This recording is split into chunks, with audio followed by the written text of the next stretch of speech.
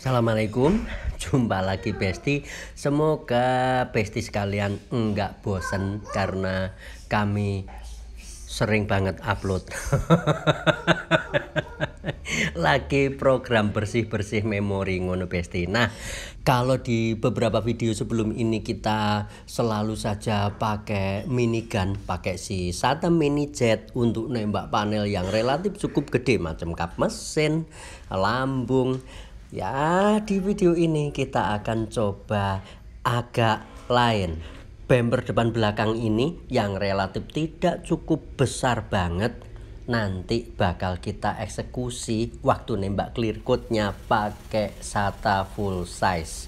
Meskipun waktu nembak jet tetap pakai si mini. Siapa lagi kalau bukan si mini hijau HPLP nozzle 1,4. Setting seperti biasa full wide open, jarum dibuka pol, pattern dibuka pol, kemudian pressure kita kasih ya di sekitaran 2 bar.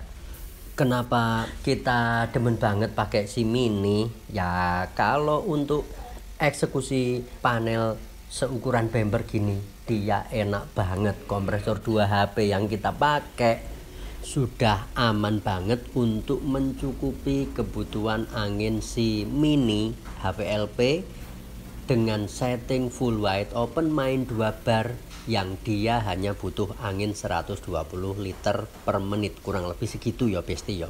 Jadi soal konsumsi angin dia irit. Kemudian ngomongin speed, si mini ini meskipun dia tergolong spregan kecil, ternyata prakteknya masih cukup lincah, masih cukup kenceng untuk diajak lari-larian. Jadi pas kita pengen nembak dengan mode yang tidak membosankan buat kami, ketika kita nembak jalannya pelan, harus ngikuti kemauan spregan yang tidak mau diajak lari kenceng, sama dengan kita merasa bosan. Kenapa bosan? Ya karena sebelum nembak jet kita sudah capek, sudah jenuh dengan proses mempersiapkan panelnya untuk layak menuju tembak jet dan clear code. Jadi buat kami waktu nembak jet, apalagi waktu nembak clear code, kita butuh happy, kita butuh enjoy, kita butuh something fun.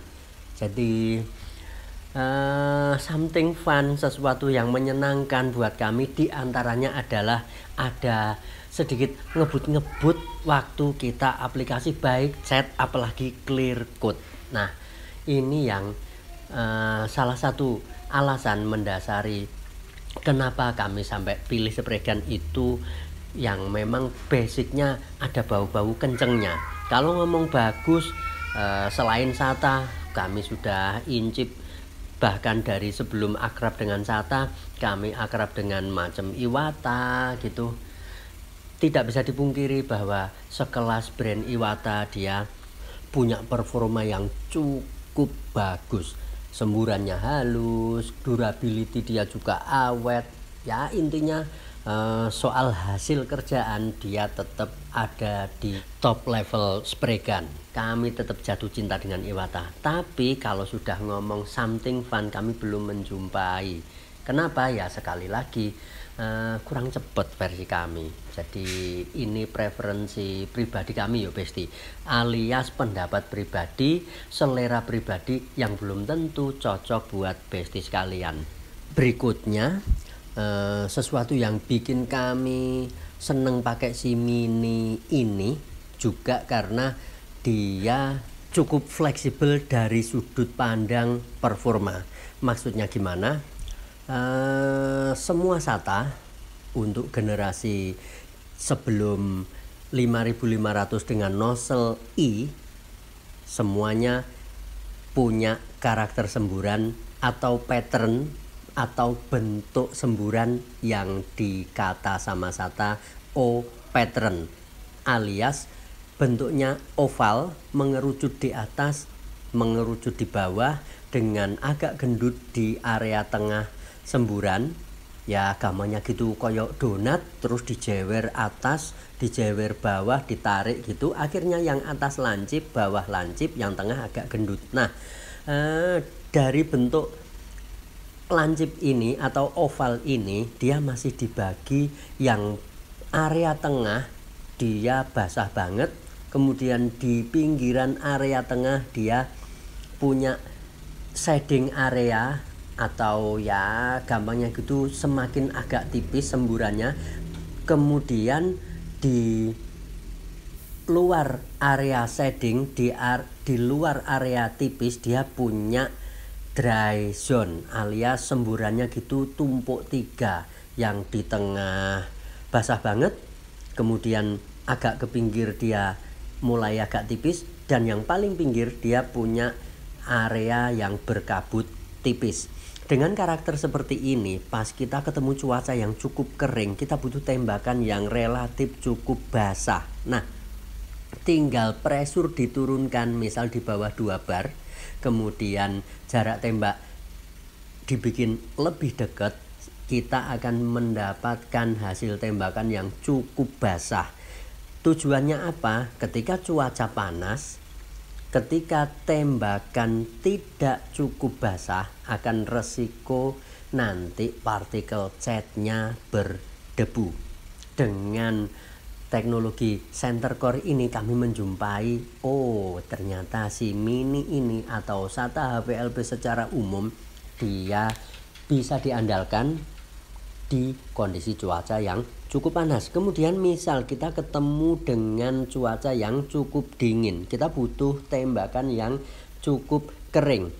Meskipun pada dasarnya si SATA HPLP punya gas pattern yang center core yang basah di tengah, ketika kita pattern buka pol kemudian jarum agak ditutup, misal dari buka pol misal 3 ulir, kita buka hanya sekitar 2 ulir, kemudian pressure kita kasih di 2 bahkan 2,2 bar, otomatis semburannya akan menjadi lebih kering daripada ketika dikasih mode full wide open dengan pressure yang sedikit lebih rendah. Jadi buat kami dengan ruangan joget, ruangan cat yang masih sangat dipengaruhi oleh suhu di luar ruangan, kalau pas lagi panas ya terasa panas banget, kalau pas lagi dingin ya ikut dingin, tidak seperti di dalam spray booth misal.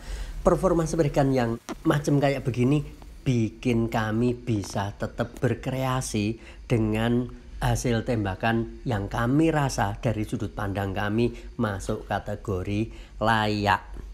Jadi itu alasan yang kedua. Ini sekedar cerita ngalur ngidul ya Besti.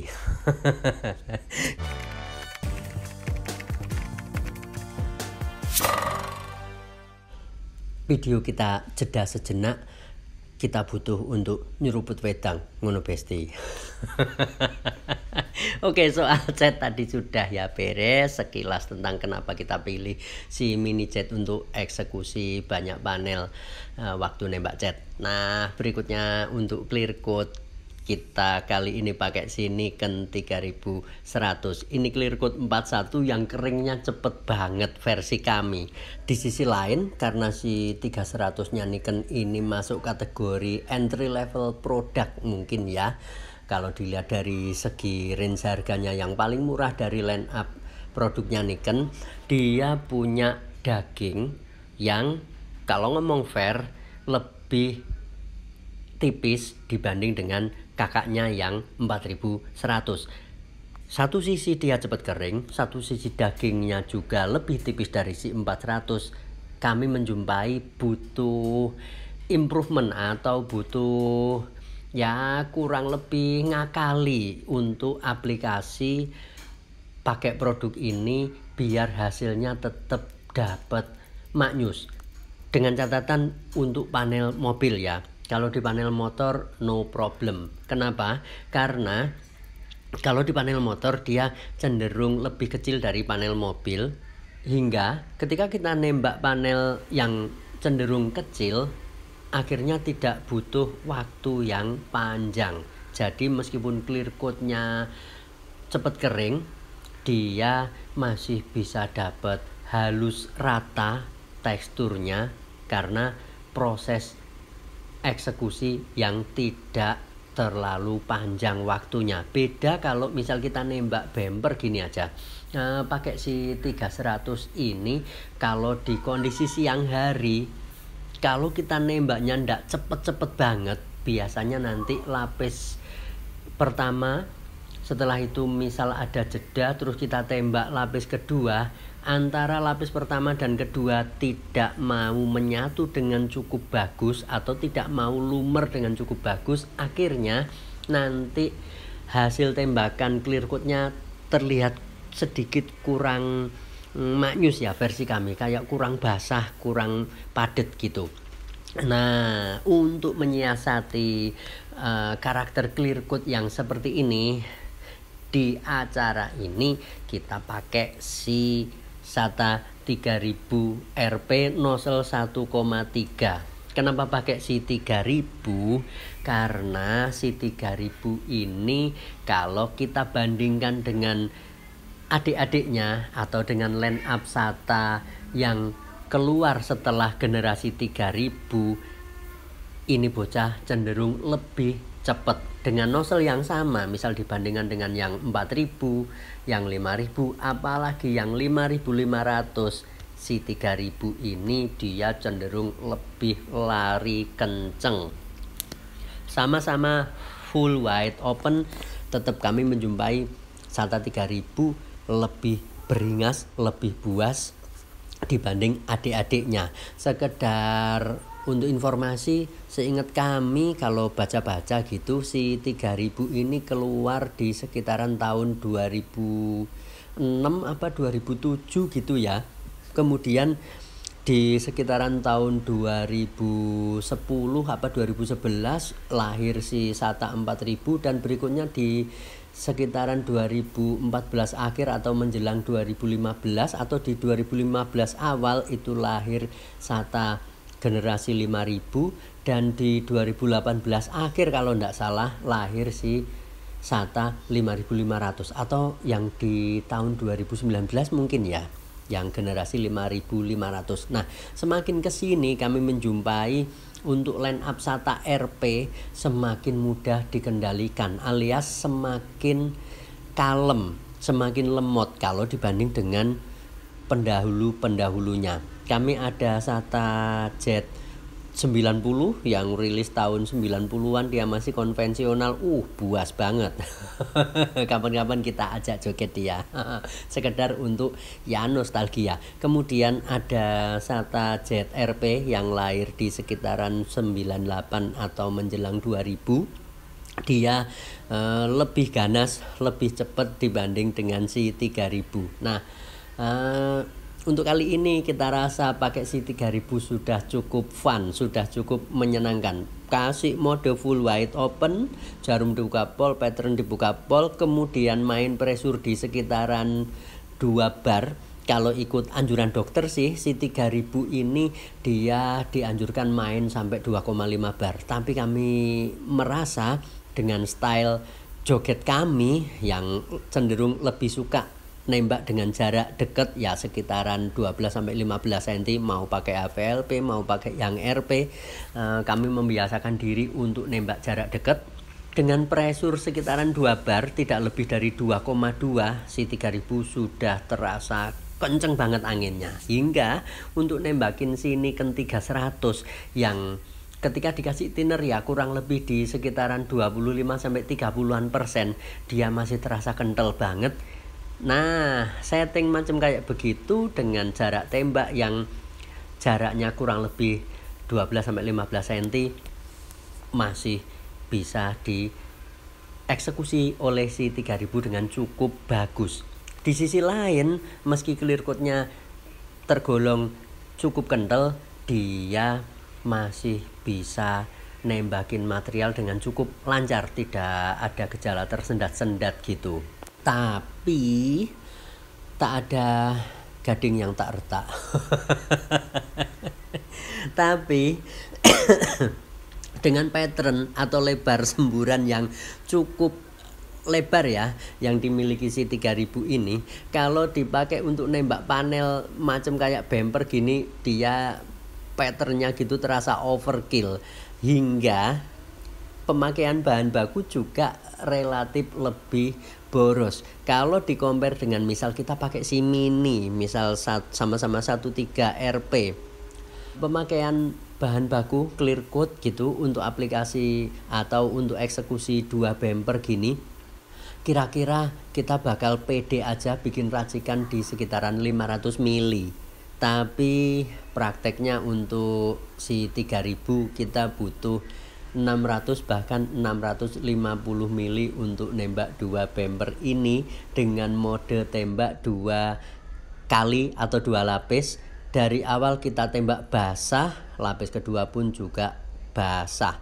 Kenapa pakai mode begitu? Sekali lagi untuk menyiasati karakter clear coat-nya yang memang cukup cepat kering. Kalau kita nembaknya ndak satset, dia bakal sulit untuk dapat halus. Akhirnya dari perjuangan bertubi-tubi yo sampai keringetan sak jagung-jagung yo pasti kita dapat hasil macam kayak begini.